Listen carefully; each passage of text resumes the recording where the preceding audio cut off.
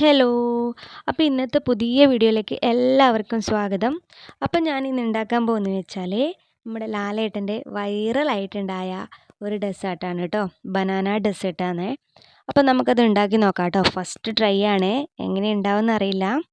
അപ്പോൾ നമുക്ക് ഉണ്ടാക്കിയാലോ. അപ്പോൾ ഞാനിവിടെ ഒരു മീഡിയം സൈസിലുള്ള നേന്ത്രപ്പഴം എടുത്തിട്ടുണ്ട്. ഏകദേശം ഈ ഒരു പരുവത്തിന് പഴുക്കണം കേട്ടോ. അപ്പോൾ ഇതാ ഈ ഒരു പഴമാണ് ഞാൻ എടുത്തത്. എന്നിട്ട് ഇതുപോലെ കട്ട് ചെയ്ത് വെച്ചിട്ടുണ്ട്. നമുക്ക് എങ്ങനെ വേണമെങ്കിലും കട്ട് ചെയ്യാം, ഏത് സൈസിൽ വേണമെങ്കിലും കട്ട് ചെയ്യാം കേട്ടോ. അപ്പോൾ ഞാൻ ഈ ഒരു പരുവത്തിലാണ് കട്ട് ചെയ്തത്. അപ്പോൾ ഞാൻ അടുപ്പത്തേക്ക് ഒരു പാൻ വെച്ചിട്ടുണ്ട്. പാൻ നന്നായി ചൂടായി വരുമ്പോൾ അതിലേക്ക് ഒരു സ്പൂൺ നെയ്യ് ഒഴിച്ച് കൊടുത്തിട്ടുണ്ട്. എന്നിട്ട് എല്ലാ ഭാഗത്തേക്കൊന്ന് ഞാൻ സ്പ്രെഡ് ചെയ്ത് കൊടുത്തിട്ടുണ്ട് കേട്ടോ. അപ്പോൾ അതും കൂടി ഒന്ന് ചൂടായി വരുമ്പോൾ ഞാൻ കട്ട് ചെയ്ത് വെച്ചിരിക്കുന്ന പഴം അതിലേക്ക് ഇട്ട് കൊടുക്കുന്നുണ്ട്. ഓരോന്നായിട്ട് ഇട്ട് കൊടുക്കുന്നുണ്ട് കേട്ടോ. നമ്മൾ കുട്ടികൾക്കൊക്കെ ഉണ്ടാക്കി കൊടുക്കാറില്ലേ ഇതുപോലെ നെയ്യിലൊക്കെ ഇട്ടിട്ട്, അതേപോലെ തന്നെയാണ് ചെയ്യേണ്ടത്. ഞാൻ അതിന് ശേഷം നമ്മുടെ പഴത്തിൻ്റെ മുകളിലേക്ക് ഇത്തിരി കൂടെ നെയ്യൊന്ന് തൂവി കൊടുക്കുന്നുണ്ട്. ഇനി അതിൻ്റെ മറ്റേ ഭാഗവും കുറച്ച് മൊരിയാൻ വേണ്ടിയിട്ട് ഞാൻ മറിച്ചിട്ട് കൊടുക്കുന്നുണ്ട്. രണ്ട് ഭാഗവും ഒരുപോലെ മൊരിയിക്കണം. അപ്പോൾ മറ്റേ ഭാഗവും ഞാൻ എല്ലാം കൂടി മറിച്ചിട്ട് പാകത്തിനായിട്ട് വന്നിട്ടുണ്ട്. ഇനി ഇതിലേക്ക് ഞാൻ ശർക്കര ഇട്ട് കൊടുക്കാൻ പോകുന്നു കേട്ടോ. അത് ഗ്രേറ്റ് ചെയ്ത് വെച്ചിരിക്കുന്ന ശർക്കരയാണ്.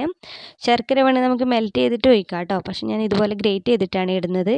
അപ്പോൾ ഞാൻ ഗ്രേറ്റ് ചെയ്തിട്ട് കൊടുത്തിട്ടുണ്ട്. അപ്പോൾ ഇതൊന്ന് ജസ്റ്റ് ഒന്ന് ചൂടാകുമ്പോൾ തന്നെ ഇതൊന്ന് മെൽറ്റ് ആവാൻ തുടങ്ങും. മെൽറ്റ് ആകുമ്പോൾ നമ്മൾ ഇതിലേക്ക് തേങ്ങയും കൂടെ ആഡ് ചെയ്യണം കേട്ടോ. അപ്പോൾ ഞാൻ ശർക്കരയിൽ ഇട്ട് കൊടുത്തത് മെൽറ്റായി വരുന്നുണ്ട്. നന്നായിട്ട് മെൽറ്റായിട്ട് വരുന്നുണ്ട് കേട്ടോ. ഇതിലേക്ക് കുറച്ച് തേങ്ങയും കൂടി ഇട്ട് കൊടുക്കുന്നുണ്ട്.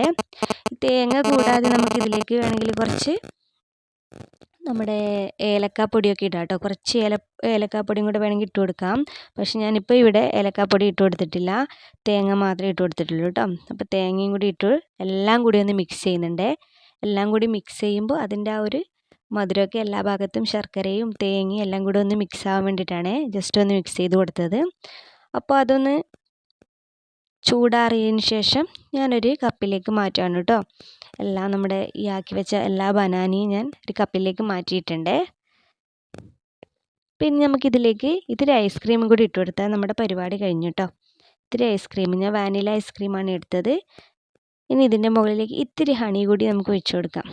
ലാസ്റ്റായിട്ട് നമുക്ക് ഇത്തിരി ഹണിയും കൂടെ ഇതിൻ്റെ മുകളിലേക്ക് ഒഴിച്ചു കൊടുക്കാം കേട്ടോ. അപ്പോൾ ഇത്തിരി ഹണിയും കൂടി ഒഴിച്ചു കൊടുത്തിട്ടുണ്ട്. അപ്പം നമ്മൾ ലാസ്റ്റ് സ്റ്റെപ്പായിട്ടോ. ഇനി നമുക്കിതിൻ്റെ ടേസ്റ്റ് ഒന്ന് നോക്കിയാലോ.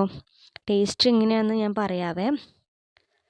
അപ്പോൾ ഇതാ ഞാൻ ആദ്യത്തെ സ്പൂൺ എടുത്തിട്ടുണ്ട്, കഴിച്ചു നോക്കട്ടെ. നല്ല ടേസ്റ്റാണ് കേട്ടോ. അപ്പോൾ എല്ലാവരും എന്തായാലും ഇതൊന്ന് ട്രൈ ചെയ്ത് നോക്കണേ. എല്ലാവർക്കും ഇഷ്ടപ്പെടും കേട്ടോ.